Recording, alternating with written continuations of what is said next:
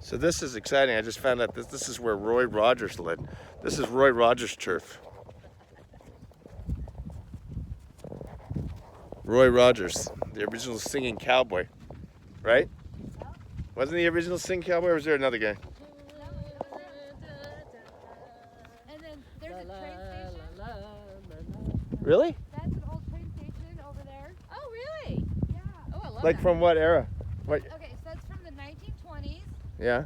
And they had to leave it. They were tearing it down, and they had to leave it because this became an estuary. It became a state park. Uh-huh. Oh, And so this is the park, but the state was like, nope, this is ours now. You have to leave it as is. right. So there's still two box carts there, and they're so old, they're made out of wood. Wow. So people during the Prohibition would take the train, go to Tijuana like it was Las Vegas, Yeah. and then come back. And if you remember the movie Seabiscuit, Yeah. how the dad would always go to Tijuana for the horse races, Uh-huh. and so the same thing, and that's what the train station was there for. What's all this rebar concrete over here from? Okay, now you're gonna get this started. So The history lesson?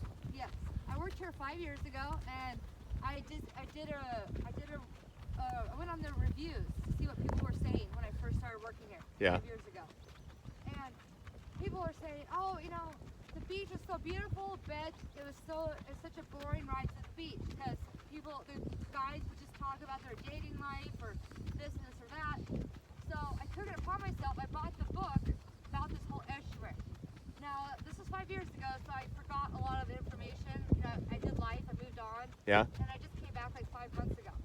And basically, this was a Navy base back in World War I. Okay. And this was a landing strip, and the other field we passed was a landing strip as well.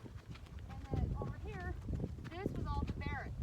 Oh, no way. What they did was they put dynamite and they just blew it up all along the whole trail. Oh. And so most people ride along here and they think like, oh, this is just a mounded dirt with some debris.